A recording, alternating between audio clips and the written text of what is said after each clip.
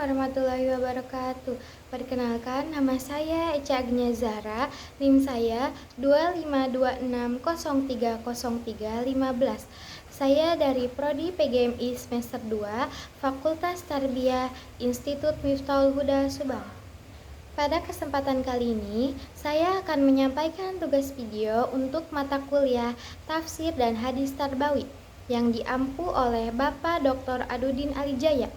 Adapun topik yang akan saya bahas dalam tugas video ini adalah yang pertama, tentang tafsir beberapa ayat Al-Quran yang berkaitan dengan kesetaraan gender.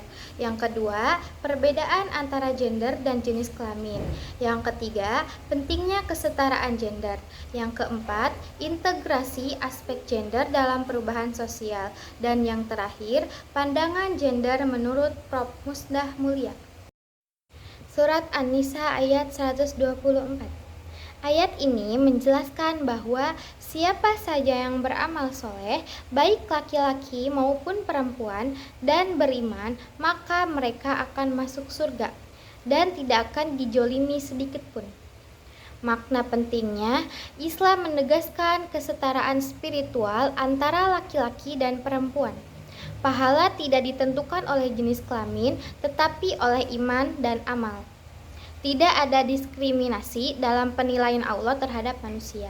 Surat At-Taubah ayat 71. Ayat ini menyebutkan bahwa laki-laki dan perempuan yang beriman adalah penolong satu sama lain.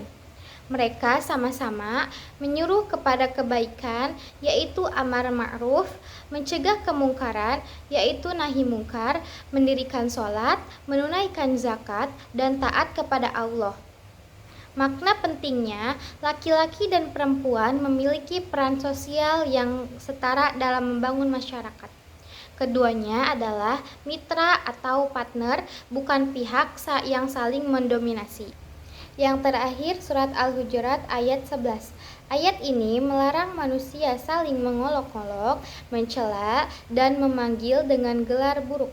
Makna pentingnya, semua manusia memiliki martabat yang sama, termasuk dalam hal gender. Diskriminasi terhadap perempuan adalah bentuk perilaku yang dilarang, mengajarkan etika sosial dan penghormatan terhadap sesama.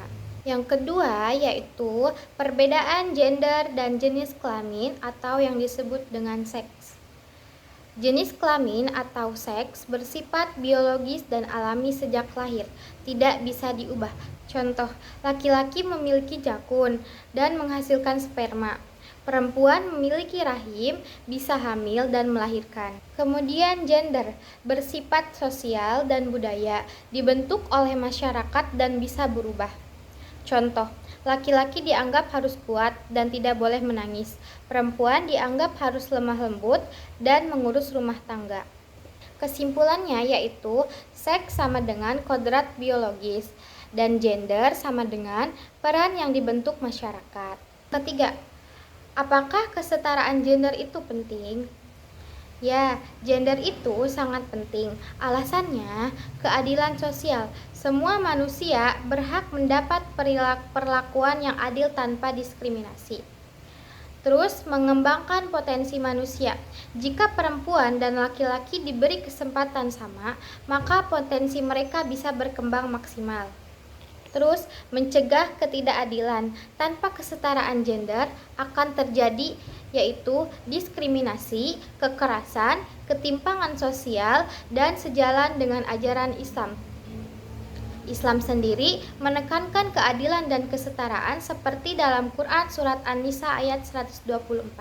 Nomor 4. Mengapa aspek gender harus diintegrasikan dalam aksi perubahan sosial? Alasannya, masalah sosial sering berkaitan dengan gender. Contohnya yaitu perempuan lebih rentan mengalami kemiskinan. Akses pendidikan perempuan masih terbatas di beberapa tempat. Agar kebijakan lebih adil dan tepat sasaran tanpa mempertimbangkan gender, program sosial bisa tidak efektif. Mencegah ketimpangan yang berkelanjutan. Jika gender diabaikan, ketidakadilan akan terus terjadi dari generasi ke generasi. Mendorong partisipasi semua pihak, perubahan sosial yang akan lebih kuat jika melibatkan laki-laki dan perempuan secara bersama. Yang kelima yaitu gender menurut perspektif Prof. Musdah Mulia. Menurut Prof. Musdah Mulia, gender adalah konstruksi sosial dan budaya yang menentukan peran, fungsi, dan tanggung jawab laki-laki dan perempuan, bukan kodrat, sehingga bisa berubah sesuai waktu dan tempat. Pandangan penting beliau yaitu gender sering disalahpahami sebagai kodrat.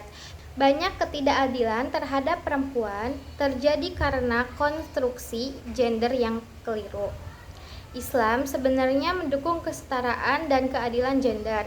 Peran laki-laki dan perempuan seharusnya fleksibel dan saling melengkapi. Contoh menurut beliau yaitu perempuan tidak harus selalu di rumah, laki-laki juga bisa berperan dalam pekerjaan domestik.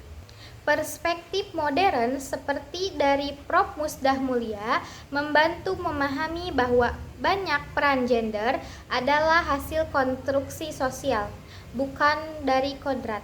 Mungkin cukup sekian yang bisa saya sampaikan, kurang dan lebihnya mohon dimaafkan. Burung Irian, burung cendrawasih, cukup sekian dan terima kasih. Wassalamualaikum warahmatullahi wabarakatuh.